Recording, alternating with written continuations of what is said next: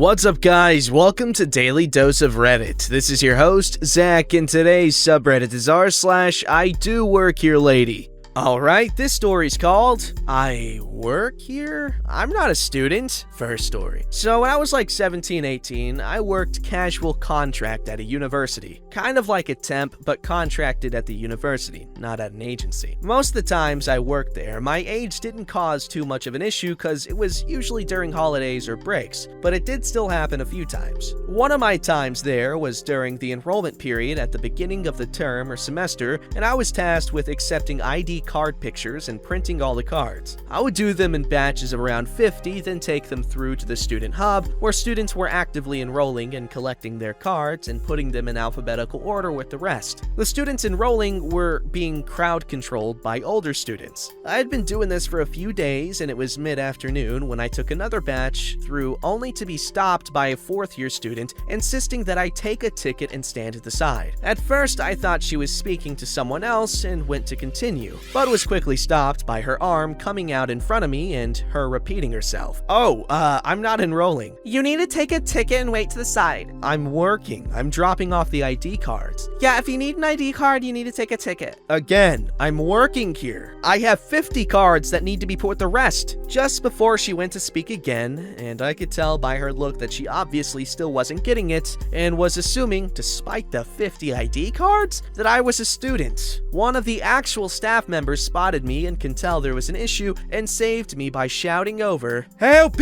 is that the next batch? Does it have student name in there?" Alright, let's go on to this second one. Alright, this one's called I Work Here? I'm Not a Student. Second story. Same introduction, so I was like 17, 18, worked at a casual contract at a university, kind of like a temp, a contract at the university, not an agency. Most of the times I worked there, my age didn't cause much. Okay, I'm gonna skip this thing. Oh wait, no, because it was usually during holidays or breaks, but it still did happen a few times. Okay, so I had worked there quite a few times, usually in blocks of about 3 weeks. I'd usually be brought in to do 1 or 2 mega tasks, and then stop working when they had been finished. And everyone in the office I worked in knew me, but then offices merged and more people were crammed in the space, specifically in front of the door from our office to the rest of the uni building. So I'm just going about my business, been there for about 3 days this time, doing whatever weird random task I had been given. I think I had maybe gone outside to smoke or get food on my lunch break and I was heading back in. But as soon as I opened the door, I was stopped by one of the staff members who had just moved offices. Loud, obnoxious woman. Can I help you? Confused and not realizing what's going on. No, I'm fine, thanks, and try to walk again. This is a staff-only office, as it says on the door. Realizing, but words failing me. No. You need to go to that reception desk at the front. No, Students aren't allowed back here. I'm working! Sorry, I work here. I'm not a student. I'm at that desk over there. I point. Oh. And she turns back to her desk. No apology, no nothing. Justin. Oh. And then ignored. Damn, that's brutal. Cool beans though that you had that thing, that whole temp thing, like fire guy. Alright, this story's called My First Time Being Mistaken for a Student as a TA. I've always looked younger than my age. I'm used to being mistaken for a preteen or a teenager, even though I am in my early 20s. I knew this would be an issue when I decided to get a job as a teacher's assistant at a local elementary school. During the first week of school that the students were coming back, I was on morning duty, letting the kids out of cars, helping make sure the cars are moving forward, all that jazz. One of the preschoolers I let out of the car had so much stuff shoved in her backpack she couldn't put it on her own back, and their guardian had already driven away. My principal just told me to walk her down to her pre-K class and explain the situation to her teacher. No big deal, I assume. I walk this little girl to class with her backpack in hand and give it to the teacher, who we are going to call Miss Silk. I explained that I was told to walk the little girl back down. She looks me up and down with a very judgmental look. From now on, she can walk herself down to class.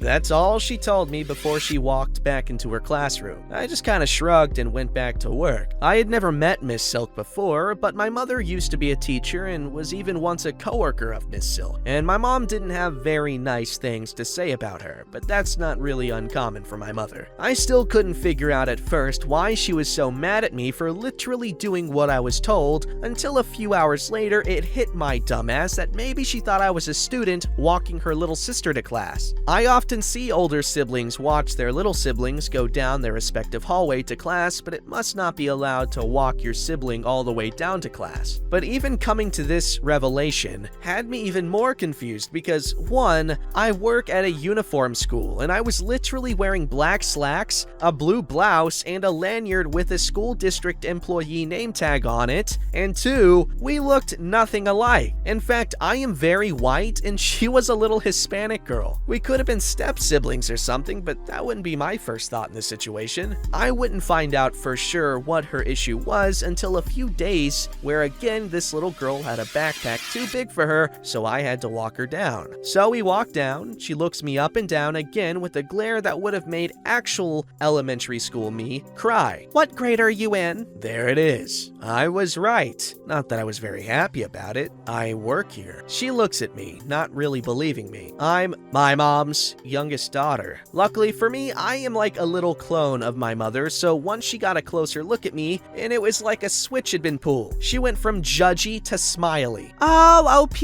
I thought you were still in high school. How's your family doing? And we just chatted for a little bit before I went back to work. I actually have gone in to help her class before, and she swears I'm a better teacher than her. I once heard her tell a 4-year-old to shut up, so I wouldn't doubt it. What still bothers me to this day, however, is that she only deemed me worthy of respect when she realized I was a coworker, and not when she thought I was some punk 6th grader. See, I don't understand, man. If you hate kids so much, then why are you a teacher? Unless you're like sadistic, you know what I'm saying? Like, I don't understand.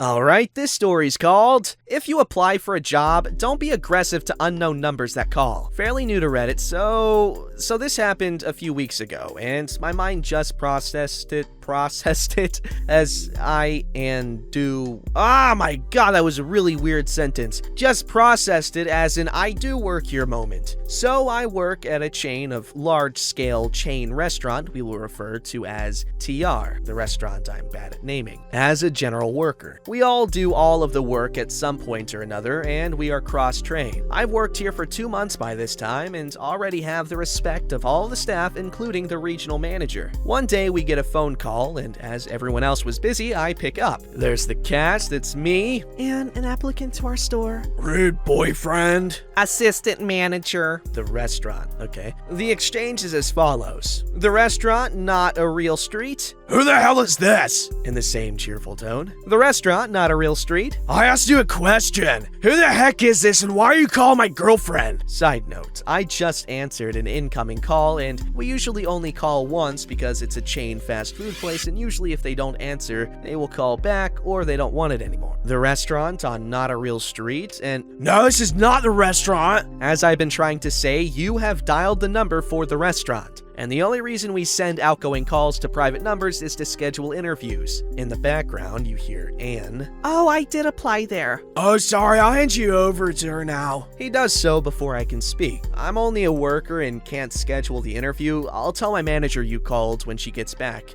Can I get your name to pass it on? Anne gives me her name and I make a note. The assistant store manager was at another store grabbing some items that were understocked, and I didn't see her long enough when she came back to tell her before she clocked out, but I brought it up the next day. By the way, Anne called regarding her application. Oh, yeah, I was gonna set up an interview with her. Or rather, her rude boyfriend called asking why we called her, cussed me out for a bit before handing the phone over when he figured it out. Thanks for letting me know. She will not be getting an interview because that sounds like she's just gonna be more drama than it's even worth if she does get hired. I kind of feel bad because her boyfriend cost her the job, but if you get unknown callers while you have job applications out, answer politely. The pay isn't the best, but a lot of people like working here because the managers are really flexible with the schedule. I have one coworker who only works when she's on break from college, and she always comes back and feels welcome. A lot of the workers hold 2 jobs, including assistant manager. Some can only come in 2 days a week. The store manager is great about work with it. I was behind on bills and needed more hours. The boss hooks me up. Everyone is friendly. We do not need somebody starting excessive drama at the job. I don't know how many things that how many calls I didn't answer that I probably should have just because it was an unknown number, because I get so many spam calls. Like, it's ridiculous. And every time I answer, it's always some bullcrap. And I just ignore numbers I don't know, which is bad. I know. I'm not very good at doing the adult thing. But in my defense, I got nothing. Alright, this story's called Excuses, Excuses. I'm a hairstylist, and I work with the public a lot. There are definitely some nice people out there, but there are definitely some rude people out there for sure. The other day, our books were getting filled pretty quickly. Since Brovid, we no longer do walk-ins. We are a reservation-only salon right now. This older man comes in, boomer generation, and I welcome him, then ask if he had a reservation. He says no, so I let him know that I have some availability within the next 30 minutes, and can put him down at 11:15. He throws up his arms, huffs, says no, and proceeds to walk out. Then he turns around, throws his arms up again, and says, "There's no one in here, and I have a quick haircut." Firstly, so many people say that their haircut is quick, when in fact, it usually is not. And secondly, I had people coming in, and I let him know that I had someone coming in literally just a couple of minutes, and then 2 more people coming in 15 minutes, and that if he'd be willing to wait, I could get him in at 11:15, like I had said before. He then said that he is willing to wait, but there's no one in here and he wants his haircut now, that it doesn't take very long. So again, I tell him that I have someone already coming in just a few minutes, and that in the future he could call us, that way we could get him on our books. "I don't have the phone number." Has anyone heard of Google before? Anyway, I give him a card with the phone number and say that we will see him soon. He starts to say, "Every time I come in here, there's always someone new. It's ridiculous." Sir, I've worked here for over 3 years, and everyone that has been here for at least a year, if not more. That's comical. No, you haven't. You have not worked here that long. You weren't here when I got my haircut last, and I never seen you before. You probably came in on a day that I wasn't working, or I was at another store. Oh, please. Just stop with the excuses. It's always excuses with you guys. He continued to mumble some more stuff as he was walking out, but I didn't care to hear. I responded by saying to him, "Not excuses, sir. If you want to be rude though, you definitely do not have to come back." Thankfully, he did not come back, and we didn't have to deal with him, but oh my goodness, people are so rude and entitled. It just makes me so frustrated sometimes. Clearly, this man has never heard of days off from work, or thinks that I just work every single day and every single minute that we're open, because my goodness! Yeah, that guy sounds like a chumperoni and cheese. But then again, I'm not saying he was in the right, but his haircut probably would have been quick, because old guys, they typically don't have pretty crazy haircuts. There's like 4 different hairstyles for old men that still have hair. Alright, this story's called Not a Student. A million years ago, while in high school, I had a civics teacher. See, it was a long time ago. He was fairly short and small of stature. Good teacher, though. During graduation, he was standing next to the bleachers trying to keep us reprobates in line. Someone, parents, school board member, came up behind him and started berating him for not wearing a robe and being out of his seat. He stood there for a moment in shock as she went on, finally had enough and turned around to face her. He pulled his tie out and waved it in her face. "I'm a teacher, not a student. Go sit down yourself." She turned a bit red in the face and started in on him again. One of the kids next to him said, "Mr. Smith, do you want me to go get the principal?" He just stared at her and shook his head. At that point, she actually looked at him and realized he probably was a teacher. She just turned around and stalked off. He snorted a few times and looked at us. Later, he told us it happened a lot. That's why he always wore a tie. I can still see him flapping his tie at her. That's a funny story. I can imagine my world history teacher in what's it called? High school. That was bad. Oh my god. Mr. Goff. I just imagined him. He didn't look like a kid, but like he was a funny dude. He was like constantly kind of just done with people's stuff, but he was a fun teacher. Kind of like that.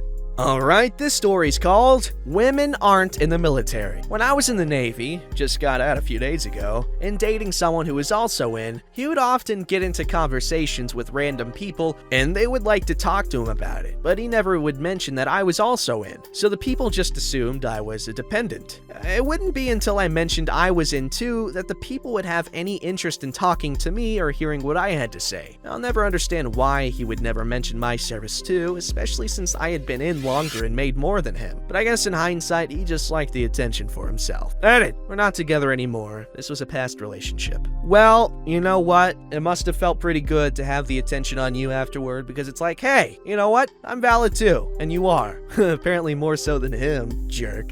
Don't forget to like, subscribe, and hit that bell to never miss an episode.